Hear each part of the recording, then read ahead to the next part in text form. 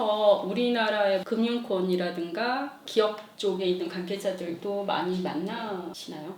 만나고 싶은데 네. 항상 만나주시진 않더라고요. 아, 그래서 제가 이제 이메일 보내고 자료를 네. 보내고 또 뭐 네. 전화 통화도 하고 미팅도 하자 이렇게 해서 이제 저희가 잘 설명을 드리려고 노력을 하고 근데 확실히 관심들이 조금 더 커지는 건 맞는 것 같습니다. 네. ESG 팀들도 네. 커지니까. 네, 저는 굉장히 많이 불려다니실 거라고 생각했어요. 왜냐면은 이것도 저희 예상들이랑 기업이랑 다른 게 ESG 경영이라는 거 안에 가장 핵심이 이고 저희 입장에서는 이고 그러다 보면은 그 안에서 핵심은 또 탄소 줄이는 거가 될 거고 그러면 그것과 관련돼서 기업이 가장 관심 있는 부분은 ESG 경영도 결국은 이제 투자 문제이기 때문에 이런 기후 솔루션에서 탄소 줄이는 일을 위해서 석탄 발전 관련된 활동을 하시는 분들은 엄청나게 초대를 받겠구나. 그 자문을 해달라. 뭔가 같이 상의를 하자. 그럴 거라고 예상을 했는데 실제로는 큰 변화가 네, 아직 뭐 저희가 대체로 잔소리를 하는 역할이니까 네. 계속 비판하고 잔소리를 하는 역할이니까 네. 아직까지 그렇지는 않은 것 같은데요.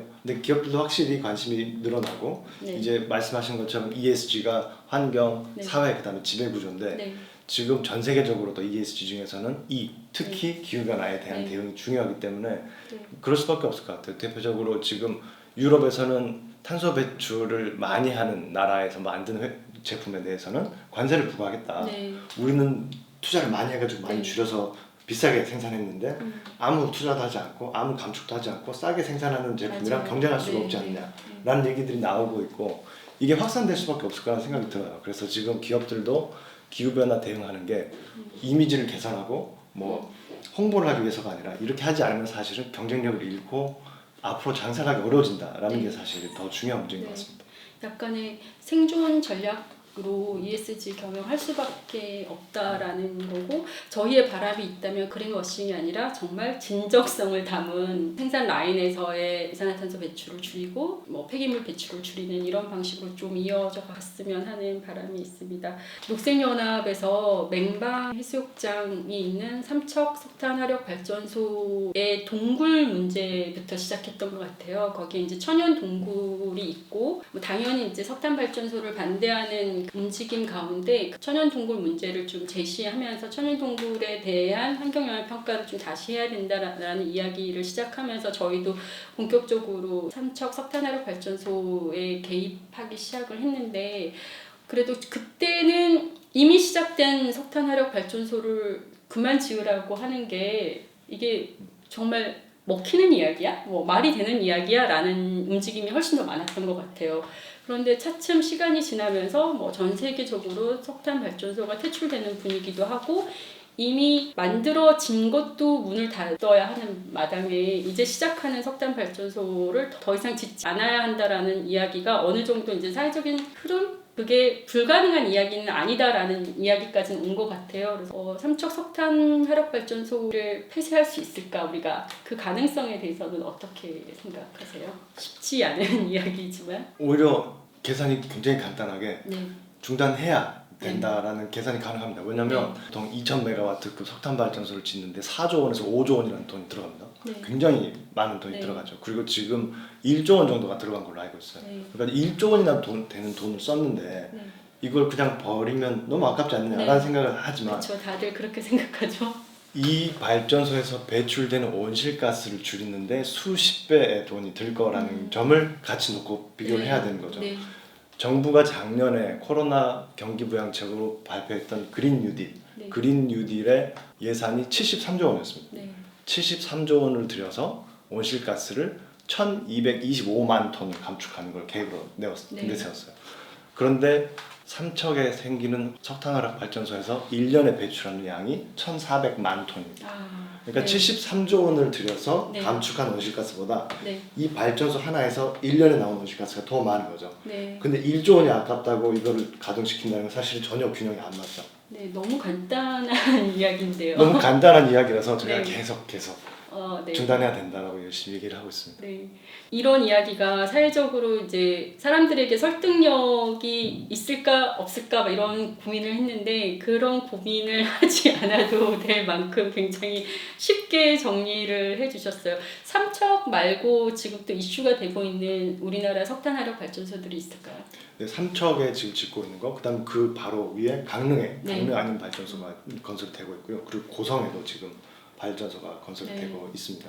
사람들이 나는 말년에 아니면 나는 아이들이 있어서 공기 좋은 강원도에서 가서 살고 싶어라고 이야기를 하면 저는 속으로 강원도에 지금 석탄 발전소가 몇 개가 있는 줄 알아 이런 생각을 하거든요. 네, 석탄 발전소가 지어지면 옆에 이제 석탄을 보관해야 되는 네. 큰 교탄장이 또 생기게 되고 네. 거기서 바람이 불면 탄가루가 날려서 네. 사실 석탄 발전소 주변에서 농사 짓는 분들은 배추 사이사이에 이 탄가루 다 맞아요. 들어가고 네. 창틀을 까맣게 하고 밖에 빨래도 놀기 어렵고 사실은 환경적인 영향이 굉장히 크죠. 그리고 몰랐는데 방탄소년단의 버터 뮤직비디오가 네. 맹방해변에서 맹방에서, 촬영했더라고요. 네. 그래서 앞으로는 이제 그런 해변을 볼 수 없는 게 아닌가라는 네. 또 걱정이 있습니다. 우리 석탄 이야기 많이 나눴는데 또 석탄 쪽 활동 말고 또 하나 하고 있는 활동이 청소년들이 기후 소송을 하는 거를 돕고 계시는 걸로 알고 있어요. 네.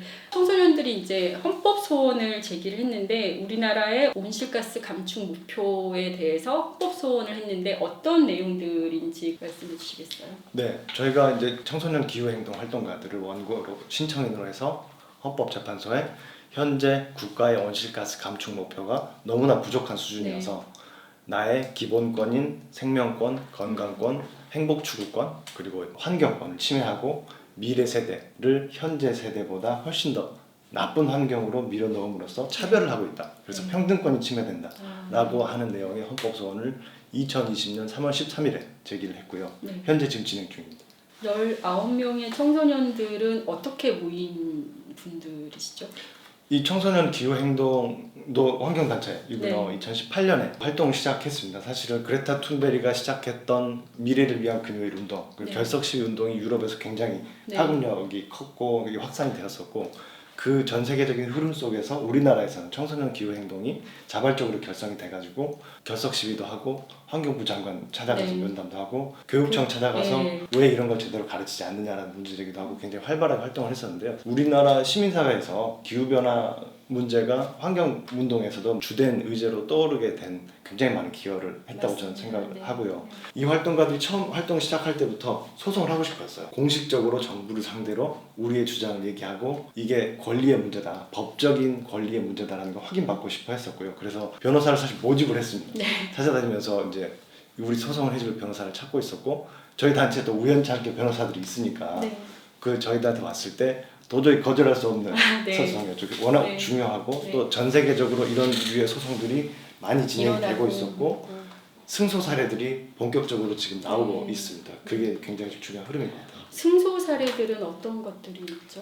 전 세계에서 제일 처음으로 대법원 확정 판결로 정부의 기후변화 대응이 부족한 것이 위법이다라고 확인된 게 2019년 12월 네덜란드가 네덜란드. 최초였습니다. 네. 그래서 우르헨다 재단이라는 재단에서 800명이 넘는 유아부터 80세 노인까지가 모인 800명이 넘는 원고인단을 모집해서 국가를 상대로 소송을 했었고요. 그렇게 해서 승소 판결이 났고 네덜란드 정부는 그 결과로 바로 온실가스 감축 목표를 상향했고요. 네. 지난달에 독일 연방헌법재판소에서 같은 내용으로 네. 독일의 온실가스 감축 목표가 위헌이다라는 네. 판단이 나왔습니다. 그리고 바로 독일 정부는 온실가스 감축 목표를 1990년 대비 55%에서 65%로 바로 상향을 했죠. 네.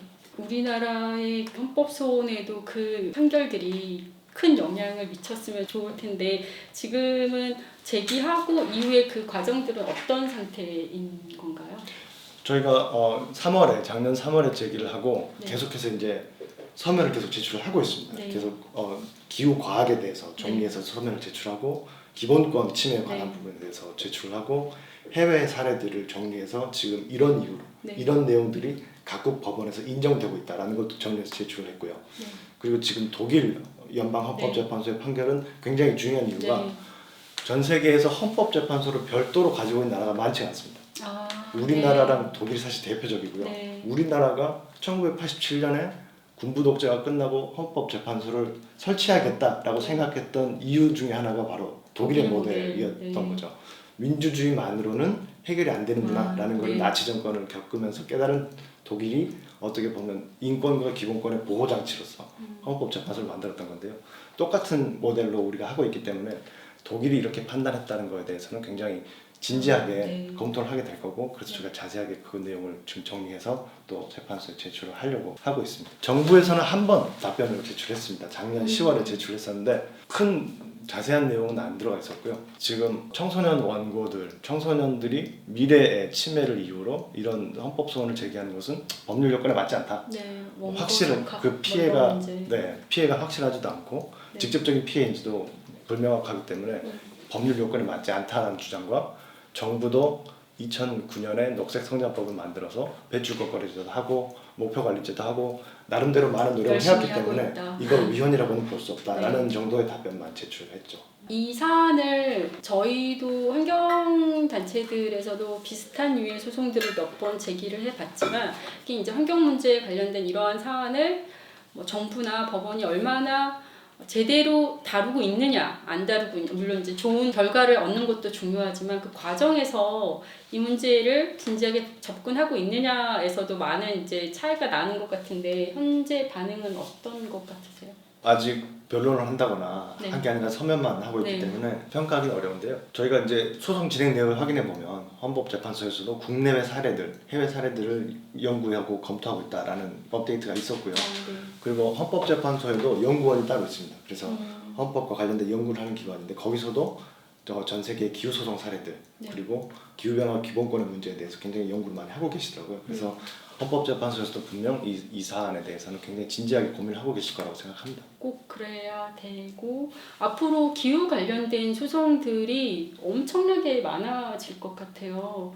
작년에 홍수 피해를 입은 구례 주민들도 국가를 상대로 뭔가 배상을 청구하는 이런 일도 있었고, 폭염에 관한 피해라든가 사망사고뿐만 아니라 여러 사건이 있을 때마다 이게 그냥 산재라든가 뭐 재해라든가 이렇게 넘어갈 게 아니라 이게 다 기후위기와 관련된 소송으로 연결이 되지 않을까 싶거든요. 실제로도 그런 소송들이 많이 일어나고 있죠. 네, 전 세계적으로 보면 지금 기후소송이라고 부를 수 있는 기후변화와 관련된 소송이 1000건이 넘게 진행이 되고 있고요.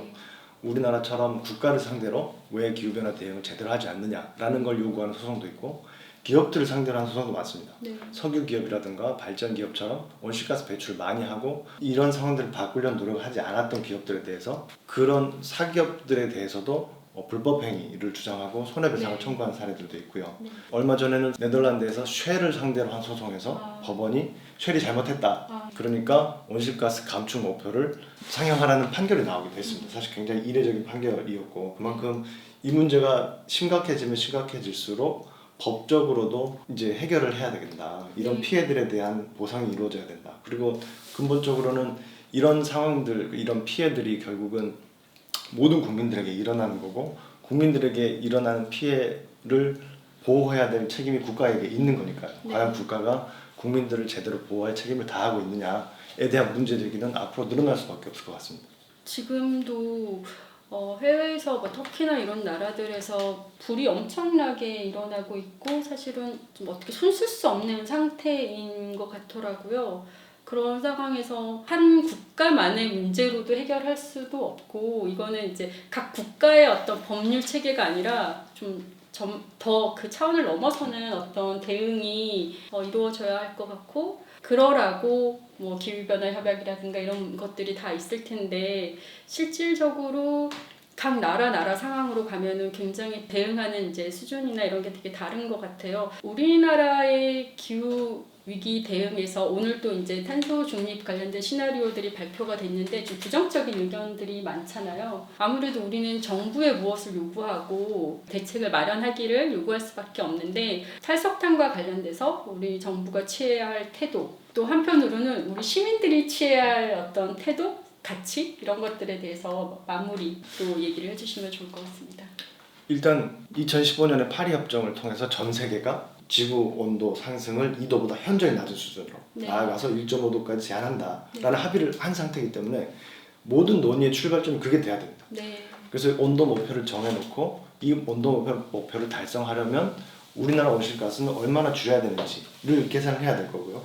이걸 어떻게든 맞추기 위해서는 뭘 해야 될까를 논의를 시작하면 이렇게 첫 단추부터 이렇게 차례대로 논리적인 대응이 가능한데 지금 일단 우리나라 온실가스 감축 목표는 다른 나라들도 다 우리나라처럼 우리나라 정도의 수준으로만 감축하게 되면 지구 온도가 3도에서 4도 정도 오르는 수준으로 되고 있는 거죠. 그래서 이게 일단은 이미 우리나라가 합의한 기후 목표에 맞춰지고 거기에 맞춰서 온실가스 감축 목표가 강화가 되어야 그러면 어디서 줄일 수 있을까? 그렇게 보면은 석탄 발전소를 줄이는 게 가장 싸니까 가장 빠르고 가장 싸고 가성비가 제일 좋은 거예요. 가장 싸고 가장 빠르고 그래서 그렇게 하려고 보면 석탄을 줄여야겠다는 생각이 자연스럽게 들 수밖에 없을 것 같아요. 그래서 이 목표를 굉장히 진지하게 받아들이고 이건 달성해야 되는 것이라고 전제를 해야 이 문제가 해결될 수 있지 않을까 생각이 드네요. 기후 솔루션에서 활동하는 변호사로서 우리 시민들과 좀 같이 나누고 싶은 이야기는 없으세요?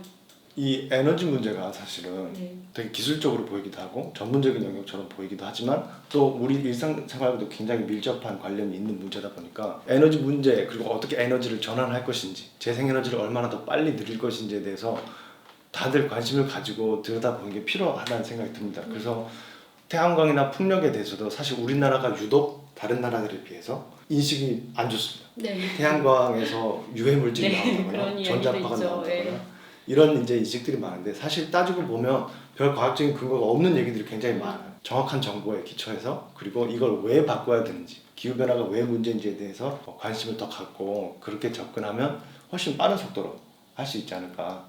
또 우리나라가 지금 많이 뒤처져 있다고는 하지만 또 우리나라가 한번 마음 먹으면 굉장히 빨리 또 적응을 하지 않습니까? 그래서 변화에 굉장히 빠르죠. 그래서 그 인식이 모아지고 시민들이 더 관심을 갖고 그 인식을 모으면 그게 정치적인 의지가 되고 정책이 되고 아주 빠른 속도로 모범적인 전환을 할 수 있지 않을까 생각을 합니다.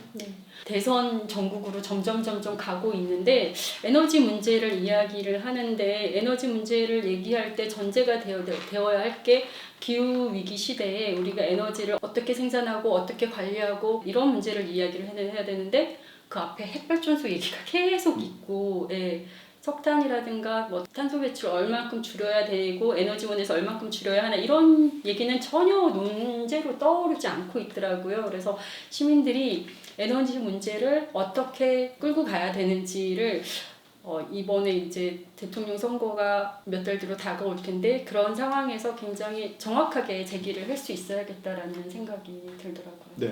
또 시민들이 가지고 있는 이 권력 중에 가장 강한 게 소비자로서의 권력과 유권자로서의 권력 아니겠습니까? 그래서 기후 변화에 대한 대응에 저항하고 제대로 하지 않는 정치 지도자는 사실 지지하기 어려울 것이고요. 또 계속해서 화석 연료를 쓰고 온실가스 배출을 늘리는 기업들에 대해서도 소비자로서 메시지를 확실히 낼 수 있다면 또 굉장히 큰 의미가 있지 않을까 생각이 듭니다. 저는 석탄 발전이라고 하는 거의 뭐 100년이 넘게 이 사회를 굴려왔던 어떤 동력 하나를 중단하는 게 굉장히 어렵고 먼 이야기일 수밖에 없을 거라는 생각을 좀 하면서 이야기를 시작을 했는데 변호사님 말씀을 듣다 보니까 가능한데 빠르게 가능한데 그게 가장 싸고 쉬우니까 이렇게 마음이 좀 바뀌는 것 같아요. 안심이 되는 것 같아요. 감사합니다. 고맙습니다. 오늘 기후솔루션에서 함께 활동하시는 윤세정 변호사님과 왜 탈석탄을 해야 하는가 같이 이야기 나눠봤습니다. 시간 내주셔서 고맙습니다. 감사합니다. 고맙습니다.